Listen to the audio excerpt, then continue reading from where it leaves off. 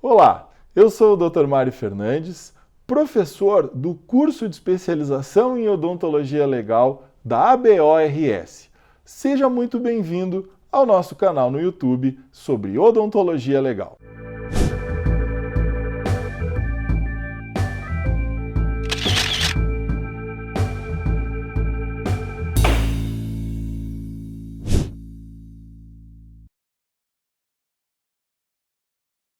Caso pericial 2, para a gente evoluir, estamos nos minutinhos finais, peço aí para vocês um pouquinho de calma, né? Nós temos um caso específico aí, né?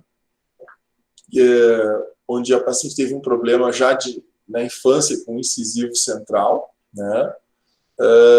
E teve um trauma, teve uma batida, então ela terminou fazendo um tratamento de uma mancha, que ela nasceu com aquele central manchado, né? Depois ela foi para o tratamento de canal e assim por diante, né? Depois fez ortodontia e depois ela terminou ao morder uma mecha, quebrando o incisivo central. Então, histórico de alguém que nasceu já com um dente com trauma, foi indo, avançando, precisou restaurar, depois precisou fazer canal, depois mordeu e quebrou o dente, tá? Aí foi feita uma radiografia, tinha uma fratura na altura da coroa, quem quiser e tiver mais vontade pode ler diretamente que eu coloquei na tela, né?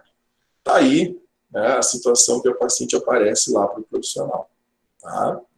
E o que acontece? Tu repara que não é difícil de ver que aquela gengiva do 21, né, 21 dela, tá com alguma alteração ali, né? Aí a gente vai olhar, olha que interessante, dá para ver um risco de fratura, vocês devem concordar comigo, na altura cervical, né, desse dente 21. E é uma normalidade periapical, aquilo ali que tem uma cicatrização, ela tinha feito a endo, ela só quebrou, né? Fez orçamentos para tratar, até que chegou o consultório do réu, que indicou um implante e clareamento. Após algumas consultas de clareamento, moldagem e desgaste do dente, colocou nova coroa. Relata que ficou satisfeita, passaram 8, 9 meses, começou a sentir o dente frouxo e mau hálito. Morando em Caxias, foi para um outro dentista que fez uma radiografia e confeccionou um pivô. A autora afirma que somente após essa consulta com a radiografia soube que não havia realizado um implante. Ela até então não tinha entendido direito, né? E após 4 ou 5 meses dessa prótese com pino, veio fístula e depois o dentista em Porto Alegre fez uma tomo e ela perdeu todo o dente. Então reparem que ela nasceu com o dente, foi avançando, avançando, terminou perdendo o dente, né? E aí depois veio então a extração e o implante. E aí o colega nosso quis me contratar para me ajudar ele como assistente técnico. Vocês já sabem, vocês já viram, eu mando o meu contrato, né? A pessoa vai lá e vê o meu contrato, o que está dito, o que não está. E aí, hoje ele está um pouquinho diferente, mas não é muito, né? Enfim, eu mando para o paciente, o profissional, ele assina, me manda de volta e a gente acerta os valores. E aí a gente fez algumas perguntas, né? Olha que interessante a pergunta 4 lá, né? Considerando a documentação tal, esclareça a perita, o assistente técnico perguntando para o dentista, né? Se existe termo ou declaração para a realização do tratamento, qual a data da assinatura, né? Se ter um termo específico sobre o dente 21 e se consta suspeita de fratura. Então são perguntas, pessoal, que a gente estuda muito para fazer. Essa é uma arte que a gente tem na nossa especialidade odontolegal, que é como perguntar as coisas para que você tenha a melhor resposta possível. Então tem muita, olha só, tem muita ciência por trás dessa tela que vocês estão vendo aí, tá?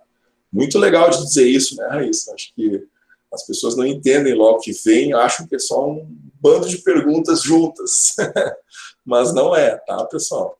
Então a gente pergunta na 6 lá, caso não esteja no item descrição do laudo, descreva a perita, a imagem, né, qual a situação da imagem do periodonto prévio ao tratamento, né, daquela primeira radiografia que a gente mandou. Ao avaliar o estado anterior, né, assim como o registro do prontuário, se é correto o diagnóstico de fratura. É correto, né, mas a gente quer que a perita diga que realmente aconteceu essa fratura, né? Olha a pergunta 8. Considerando o estado anterior da paciente, análise da imagem, diga a expert, a perita, né, se é possível considerar que a linha radiolúcida, que suposta fratura, divide o dente de, vamos supor, 50-50. Né? Lembra da lei de Ante, lá da prótese, né? Embora limítrofe da doutrina, prótese dentária pode-se considerar a proporção 1 para uma reabilitação protética. O tratamento conservador ou menos invasivo com a preservação da raiz poderia ter sido considerado, né? Se o tratamento pactuado, a colocação de um implante, era uma possibilidade, no caso, a raiz após a análise transcirúrgica não pudesse ser mantida, né? Bom, e aí vão as perguntas, tá? O que acontece? Lá pelas tantas, a paciente chega para a perícia, então, como assistente técnico, a gente vai acompanhar essa perícia, a gente vai lá no dia, né, ganha um gorro, propé, luva, máscara e entra junto com a perita. E a perita fez, então, uma imagem, uma foto da paciente, tá aí ela, né? E ela já veio naquele dia no dia da perícia com um implante instalado na região do 21. Então, a dúvida era se o colega teria feito um erro a partir da tentativa de manter como ele fez aquela coroa, ou não, se ele deveria já ter feito direto o implante, porque ela teria algum problema. A gente está mostrando para vocês que não tinha, né? E aí ele pega, olha que interessante, ele faz um termo para a paciente dizer assim, olha, eu vou abrir transcirurgicamente. Se tiver dente em toda a questão do espaço biológico correto, eu vou colocar um pininho e vou fazer uma restauração e acabou o tratamento. Se não tiver dente em toda a região e eu for ter que tirar o osso, que dificultaria depois a colocação do implante, se não tiver, eu já vou colocar o implante, já tiro esse seu dente e já coloco o implante. Vamos ver o que é mais conservador, dependendo do que eu achar. E fez um termo e a paciente assinou. Ora, se a paciente assinou, ela sabia que ela poderia sair de lá sem o implante se tivesse condições para isso. E o contrário, ela queria forçar, achando que necessariamente ele ia colocar um implante, né? E aí tem as respostas que a perita termina fazendo a partir desse caso, né? Então a gente começa a perguntar uma série de questões, né? E ela vai respondendo, os nossos próprios colegas, então, respondem as perguntas que a gente faz para ela, né? E aí da pergunta, olha, a última pergunta, só vou chamar vocês a questão para a última pergunta, 15. Descreva a perita, se houverem, quais os danos temporários valoráveis em direito pertinentes à odontologia que foram vivenciados, né? E lá na 15, a perita coloca, conforme a conclusão do laudo, não há que considerar valoração de dano, pois não há comprovação de nexo entre o tratamento efetuado pelo réu e as intercorrências. Ei, olha só, tu que está olhando aí, presta atenção. Na 15, eu estou voltando com vocês na 15, porque vai valer todos aqueles pressupostos que eu tinha dado de conceito lá no início da aula. Olha o que ela diz. Não há nexo de causalidade entre o dente que quebrou e o tratamento que o colega fez. Porque o colega disse que ele ia tentar salvar o dente. E ele tentou fazer isso e a paciente topou. Então, não há nexo na conduta do colega em relação à fratura que veio acontecer. Logo, ela coloca, não há dano. Né? Então, se eu não tenho nexo, se eu não tenho dano, não tem mais por que indenizar o paciente por uma perda. Ela já estava até com o implante em boca. Né?